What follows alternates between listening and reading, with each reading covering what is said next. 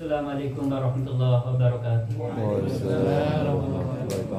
A'udzu billahi samil alim minasyaitonir rajim. Bismillahirrahmanirrahim. Alhamdulillahilladzi hadana bihadza wa ma kunna linahtadiya laula an hadanallah. Salatu wassalamu ala sayyidina Muhammadin nuril hidayah wa ala alihi washabbihi nujumir rasyad. Qala rabbi shrah li sadri wa yassir li amri wahlul 'uqdatam min lisani yafqahu qawli. Raditu billahi rabba wa bil islami dina wa bi Muhammadin nabiyya wa rasula wa bil qur'ani imama wa hukma. Rabbi zidna ilma wa rizqna fahma. Ma ba'du faqul hadratal muhtaramin wal mukarramin para alim para sepuh semuanya yang saya hormati dan saya muliakan, wabil khusus kepada pimpinan majelis taklim Samsi Sumus, bila Bapak Magdur yang saya cintai dan saya hormati serta saya muliakan. Tak lupa kepada senior kami, orang tua kami, Bapak Mundasir, Bapak Rustam, Bapak Abdurrahman, Bapak Mito, Bapak Toto, semua yang saya cintai dan saya muliakan, serta rekan-rekan semuanya seijil, senasib, seperjuangan yang saya hormati dan saya muliakan. Tak lupa kepada para muhibbin dimanapun Anda berada yang saya cintai dan saya muliakan, rahimakumullah. Saudaraku, mari kita sama-sama membaca hamdalah. Alhamdulillah Rabbil Alamin. Sebagai ungkapan dan syukur kita kehadirat Allah Subhanahu wa Ta'ala yang telah memberikan nikmat hidup yang begitu besar dan begitu banyak kepada kita sekalian. Di antara nikmat hidup yang masih dapat kita rasakan bersama-sama sampai di malam hari ini, alhamdulillah kita semuanya masih diberikan kemudahan untuk bisa sering-sering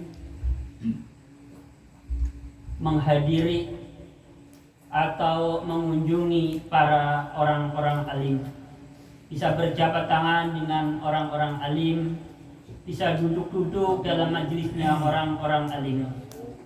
Baginda Nabi Agung Muhammad SAW bersabda, "Man zara aliman faka'annama zarani, wa man safaha aliman faka'annama safahani, wa man jalasa aliman faka'annama jalasani, wa man jalasani fid dunya ajlasahu Allahu ma'i yawmal qiyamati fil jannati." Kata Nabi, barang siapa yang mengunjungi seorang alim, maka ia seolah-olah telah mengunjungiku, kata Nabi. Barang siapa yang berjabat tangan dengan seorang alim, maka ia seolah-olah telah berjabat tangan denganku. Barang siapa yang duduk dengan seorang alim, maka ia seolah-olah telah duduk bersamaku.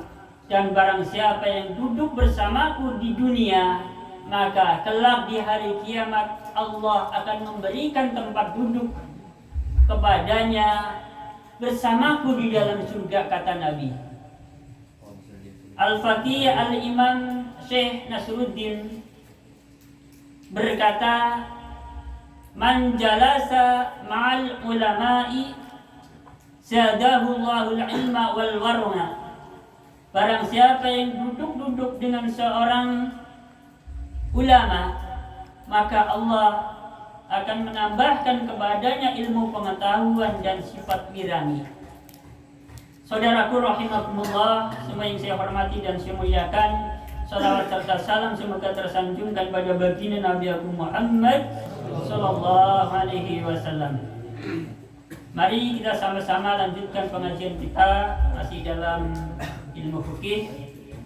Seperti biasa, sebelum saya melanjutkan membacakan materi pembahasan berikutnya, terlebih dahulu saya memberikan penjelasan atau menambahkan penjelasan pada pertemuan sebelumnya yang menurut saya penjelasannya belum begitu lengkap, sehingga masih menyisakan pertanyaan. Karena penjelasannya belum lengkap, maka masih menyisakan pertanyaan. Seperti kemarin ada pertanyaan dari saudara kita Bapak Mundasir, ya. Kemarin saya jadikan PR, untung nggak saya jawab secara spontan. Kalau saya jawab secara spontan, ya akan terjadi kekeliruan lagi. Ya. Alhamdulillah saya masih diberikan kemampuan untuk menahan, ya, nggak terburu-buru. Masya Allah, ilmu fikih ini ternyata semakin saya banyak membaca, saya merasa semakin kelihatan bodohnya. Jadi semakin banyak kitab-kitab yang saya baca dalam masalah fikih, maka semakin terasa bodohnya. Terasa. Ya. Bismillahirrahmanirrahim. Kemarin pertanyaan saudara kita Bapak Mundasir, kurang lebih bagaimana bacaan takbirnya orang yang bangun dari tasyahud awal, begitu kurang lebih ya. Karena waktu itu saya sedang menjelaskan tentang takbir dari sujud ke dua menuju rakaat berikutnya. Bismillahirrahmanirrahim. Saya bacakan langsung di sini. Alhamdulillah, ini saya punya kitab yang lama saya jambakan, namanya kitab Fathul Bari. Kitab Fathul Bari ini adalah syarah dari Sahih Bukhari, tapi sayangnya satu jilid ini. Ini saja Mas Tarno yang dapat ini, saya dikasih. Ceritanya panjang, Mas Tarno yang tahu. Tapi yang jelas sudah dapat izin dari ahli warisnya, karena yang memiliki kitab ini yang ngaji sudah wafat. Ya, sudah wafat. Mas Tarno saya suruh izin kepada ahli warisnya agar bisa saya manfaatkan, tapi sayang cuma satu jilid. Ya. Kalau saya lihat-lihat itu, kalau yang terjemah isinya 36 jilid, harganya di atas 5 juta. Ya. Kalau yang bukan terjemah kayaknya 18 jilid. Jadi ya 3 jutaan lebih lah. Mohon doanya supaya saya diberikan kelonggaran rezeki, bisa memilih kitab, 1 Fathul Bari, 2 kitab Majmu', 3 kitab Musnad Ahmad bin Hanbal. Ini kitab yang benar-benar saya merasa membutuhkan dan sangat-sangat kepengen. Ya, alhamdulillah paling nggak sudah terobati lah, satu jilid lumayan. Bismillahirrahmanirrahim, langsung saja saya bacakan di sini. Zahaba aktsarul ulama'i ila anna al-musalli yashrahu fi at-takbiri aw ghairihi inda ibtida'il khafdi aw ar-raf'i. Para ulama, mayoritas ulama sepakat bahwasanya orang yang sholat itu mengerjakan takbir atau selain takbir. Takbir selain takbir adalah tasbih. Dalam sholat kan ada namanya takbir, ada namanya tasbih. Tasbih adalah bacaan sami'allahu liman hamidah. Jadi saat membaca takbir atau saat membaca tasbih. Sepakat pada apa? Sepakat nindak tidak khafdi, pada saat permulaan turun. Jadi kalau mau sujud berarti membaca takbirnya ya ketika mau sujud. Jadi mulai mau turun udah baca Allahu Akbar. Nanti ketika bangun dari sujud juga begitu. Bangun dari ruku juga begitu. Jadi permulaan turun atau permulaan bangun, disitulah saatnya membaca takbir atau tasbih. Sudah jelas, sudah terjawab ya. Tapi tidak boleh di skip sampai di sini ya, karena di sini nampaknya ada masalah khilafiyah. Illa annahu ikhtalafa an malikin fil qiyami ila thalithati an tasyahhudil awalina. Ini jadi pertanyaan Mas Mundasir kemarin. Kecuali bahwasanya ada masalah khilafiyah dari Imam Malik dalam persoalan bangun dari tasyahud awal menuju rakaat ketiga. Ini ada masalah khilafiyah. Jadi Imam Malik berpendapat beda. Kalau tadi kan pendapat yang pertama adalah bersamaan dengan atau permulaan bangun baca takbirnya. Tapi tadi Imam Malik berbeda. Bismillahirrahmanirrahim. Faruya fil muwatta'i an Abi Hurairah wa Ibni Umar wa ghairihima annahum kanu yukabbiruna fi hali qiyamihim. Diriwayatkan dalam kitab Muwatta.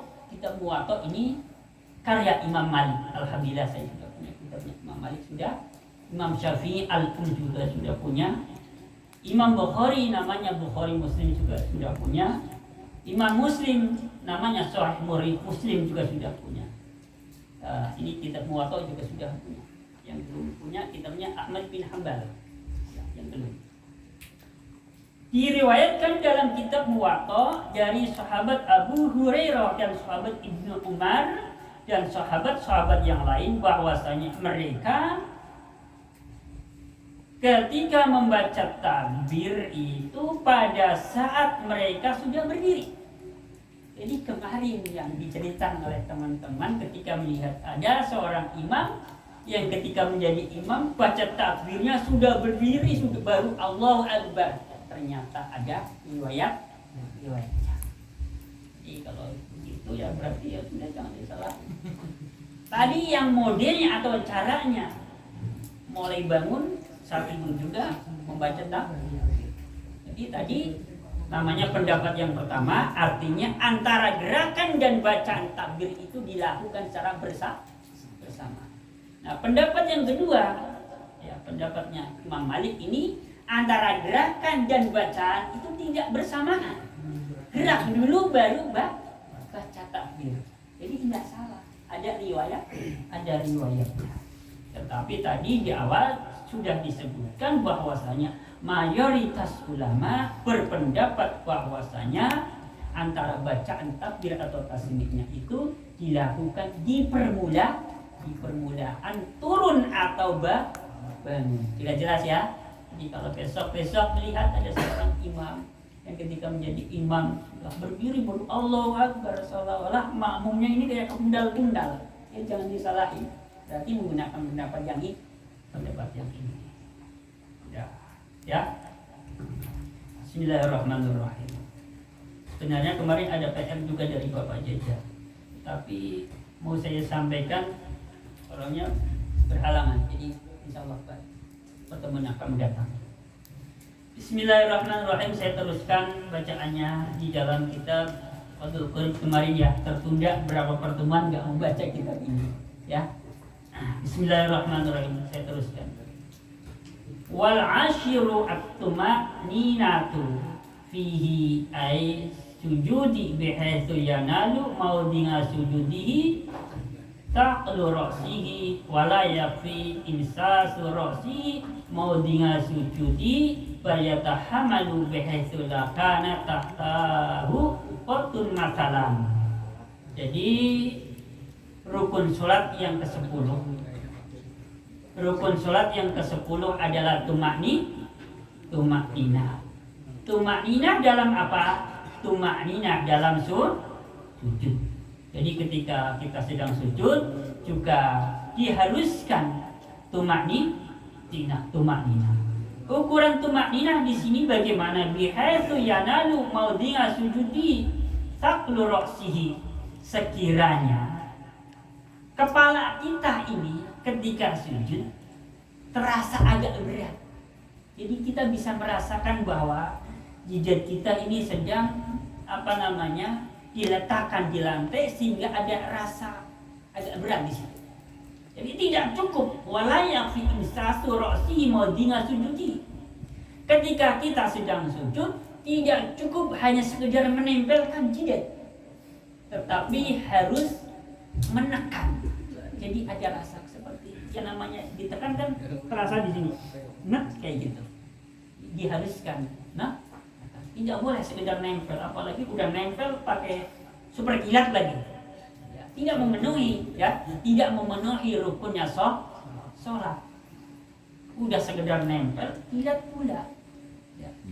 Di sini walaupun lama nggak kilat, tapi kalau sekedar nempel juga dikatakan wala yakfi, artinya tidak mencukupi, belum memenuhi standarnya tumakninah. Walaupun agak cepat, tapi kalau sampai kayak gitu cukup. Tapi kalau dibanding agak lama, tapi nggak sampai terasa kayak gitu, nggak cukup pala. Jelas ya? Ini persoalan dalam sujud rodok kilat. Tapi tumakninah juga harus diperhatikan, cara sujudnya juga harus diperhatikan. Saya tidak nyalahin ya. Ya kelasnya orang-orang seperti saya sholatnya masih rodok pakai ya pakai hilap-hilap dikit kayak gitu. Tapi masalah tumaninah, masalah cara dalam sholat ini yang harus diperhatikan. Saudaraku rahimakumullah, semua yang saya hormati dan saya muliakan. Saya lanjut. Ini ada beberapa hal yang perlu saya sampaikan. Kemarin kan saya sudah menyampaikan tentang duduk istiroha. Saya sudah menyampaikan tentang duduk di antara dua sujud. Mungkin ada pertanyaan di antara kita. Duduk istiroha itu cara duduknya seperti apa sih? Ya. Ini akan saya jelaskan di sini. Saya mengutip dari kitab namanya kitab I'anatut Thalibin. Saya baca, saya bawa tapi nggak saya keluarkan. Saya tulis. Kitab I'anatut Thalibin ini adalah syarah dari kitab Fathul Mu'in. Alhamdulillah dua-duanya saya memiliki dan saya baca. Bismillahirrahmanirrahim. Ini berkaitan dengan duduk istiroha. Bagaimana cara duduknya? Saya bacakan.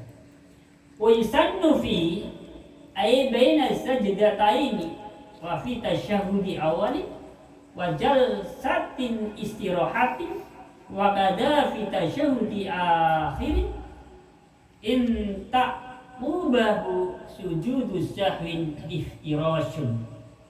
Jadi ada 5 sujud. Duduk bukan maaf. Saya ulangi lagi. Ada 3 duduk yang disunatkan untuk duduk iftirash. Ya, ada 3 duduk yang disunatkan dengan cara duduk iftirash. Apa saja? Yang pertama disunahkan duduk dengan cara duduk iftirash adalah duduknya di antara 2 sujud. Yang saat itu kita membaca doa Rabbighfirli warhamni wajburni warfa'ni warzuqni wahdini wa'afini wa'fu anni. Cara duduknya adalah duduk iftirash. Yang kedua, duduk istirahat. Juga duduknya seperti itu modelnya. Yang ketiga, duduk tasyahud awal. Jadi dengan kata lain, duduk istirahat, duduk di antara 2 sujud, duduknya tasyahud awal itu gambarannya atau bentuknya sama. Jelas ya? Sudah jelas. Yang ketiga, saya mengutip dalam kitab Fathul Mu'in ini. Jadi apabila kita di suatu hari menjadi makmum masbuk, sudah ketinggalan dari imam 1 rakaat atau lebih, maka saat imam pada rakaat terakhir atau tasyahud akhir atau tahiyat akhir, kan imam biasanya, bukan biasanya, imam begitu caranya ya, imam duduk tawarruk. Maka saat imam duduk tawarruk, karena imamnya berada di rakaat terakhir, sedangkan kita sebagai makmum masbuk jangan ikut duduk tawarruk, tetapi cara duduk kita adalah duduk iftirash. Tambahan berikutnya, yang disunahkan kita duduknya dengan cara duduk iftirash adalah ketika kita berada di tahiyat akhir atau tasyahud akhir. Sehubungan setelah itu kita mau melaksanakan yang namanya sujud sahwi. Ada yang lupa Anda ini. Sholat subuh nggak pakai kunut. Ya. Sholat maghrib nggak pakai tasyahud awal umpamanya. Nah, di situ kan kita dianjurkan bagi mazhab Syafi'i nggak ikut kunut, kan nanti dianjurkan sujud sahwi. Maka cara duduk akhirnya ini, cara duduknya dalam tasyahud akhir ini tidak memakai cara duduk tawarruk, melainkan menggunakan caranya duduk iftirash. Jelas tadi ya, yang terakhir ya. Saat kita hendak sujud sahwi, maka pada tahiyat akhir atau rakaat akhir kita jangan duduk tawaruk, tetapi duduk iftirash. Seperti modelnya duduk tasyahud awal. Begitu juga ketika kita menjadi makmum masbuk, saat imamnya duduk tawaruk karena tahiyat akhir, kita jangan ikut. Ya, jelas ya? Ini berkaitan dengan masalah tadi sujud sahwi. Kalau mungkin di antara kita ada yang pernah makmum kepada imam yang bermadzhab Hanafi, kan tidak menggunakan kita sudah terlanjur ikut. Bagaimana caranya? Ya sudah, ikutin saja, tidak memakai saat tidak langsung sujud ya ikuti. Tetapi nanti setelah imamnya salam, kita jangan ikut salam, kita sujud sahwi untuk menambal tadi kita tidak menggunakan Jadi artinya kalau melihat ini mazhab Syafi'i ya boleh ikut pada mazhab Hanafi, tapi ini permasalahannya nanti saya akan bahas lebih detail lagi ya, dengan catatan nanti di akhirannya kita sujud sahwi, tapi tidak boleh di skip di sini ya, nanti mesti ada penjelasan berikutnya. Terus kurang lebih sampai di sini dulu ya. Ya kalau ada yang mungkin minta ditambahkan atau penjelasan yang dinilai masih belum lengkap, monggo saya kembalikan kepada teman-teman. Silahkan ya, kalau ada. Ya. Di dalam sholat sunnah itu kalau duduknya nggak kayak tahiyat akhir itu gimana? Dalam sholat sunnah. Tapi nggak duduknya nggak tahiyat akhir, duduk gini aja yang udah. Iya. Ada yang gitu, yang takutnya. Iya. Ya nanti ya, insya Allah saya jadikan PR saja ya. Timbang saya ya sekarang ya memang ilmu fikih begitu ya. Kalau kita bahasanya tukang jahit itu tidak boleh geser 1 mili ya kalau geser 1 mili ini udah ya anggap aduh ya. Jadi artinya apa?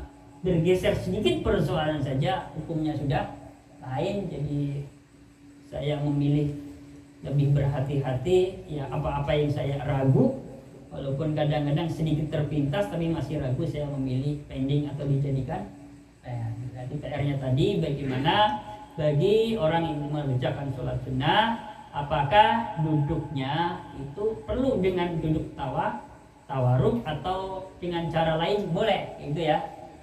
Satu dulu boleh. Dulu saya pernah Ya. di daerah Serpong banyak orang Arab atau orang mana, pokoknya orang luar ya.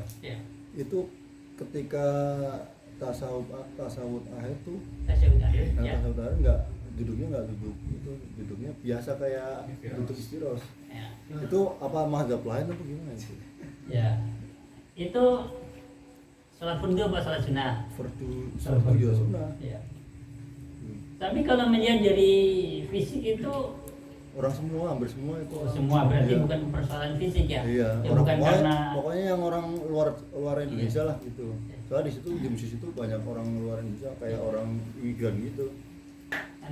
nanti insya Allah dijadikan PR. Jadi bagaimana, apakah boleh duduk dengan selain cara duduk tawaruk? Ini sepertinya persoalan-persoalan sunnah ya. Iya. Jadi mungkin sekali, kalau tidak begitu juga nggak apa-apa. Tapi untuk lebih hati-hatinya ya besok diperdalami lagi ya, biar lebih jelas. Nggak boleh persoalan fikih itu kayak ya kemarin kalau saya istilahnya mau nyemblong ya mungkin cara Mas Mundasir yang peragakan kemarin udah bangun baru Allah Akbar, ya mungkin saya langsung nyemblong itu ya nggak sesuai gitu kan.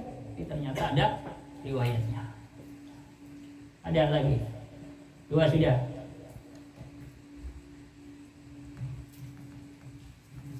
Bentar.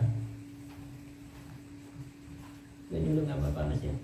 Disikip dulu nggak apa-apa. Ya, saya sambil mencari. Ini kalau yang tadi itu misalkan Iya. apa namanya? Iya. Kita kan makmum ke mazhab lain. Iya. Pas Iya. itu kita kan mau sujud sahwi itu masih dapat Nah itu persoalan masalah dapat fadilahnya jamaah. Lah ala sebab kemarin pas saya membaca itu, nah di dalam kitab Fatwa Ar-Ramli, jadi kitab fatwanya Imam Ar-Ramli ini juga bermadzhab Syafi'i. Beliau juga salah satu kejengkotnya mazhab Syafi'i, ada Imam Ar-Ramli, ada Imam Nawawi. Jadi dua ini adalah salah satu geng, istilah bisa dibilang kejengkotnya atau penggedenya, ya kepala suhunya lah, itu dari mazhab Syafi'i. Di dalam kitabnya saya membaca di situ memang persoalan sebenarnya di sini, makanya tadi saya cari penjelasan lebih detail lagi, saya akan sampaikan. Kalau tadi yang terjadi adalah kita masuk ke situ, memang dari awal kita tidak tahu kalau itu bermadzhab. Nah, kita ikut saja sholat, ternyata imamnya tidak memakai kunut. Itu udah jangan dibatalkan, tapi terus saja kita ikut, dan nanti di penghujung ya sholat saat imam sudah salam, kita tinggal menambahkan sujud sahwi. Berarti dalam persoalan ini persoalan ini ya, kita tidak tahu awalnya, memang tidak tahu kalau imamnya bermadzhab Hanafi.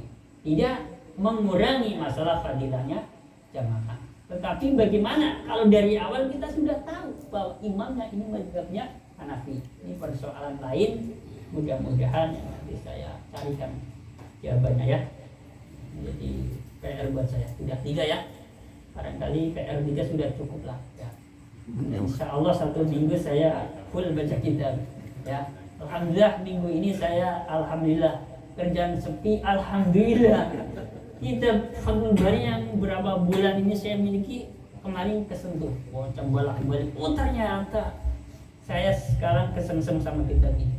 Ternyata semula saya menganggap ini kitab hadis, ternyata di sini adalah menjelaskan tentang fikih, yang di situ ada hadisnya.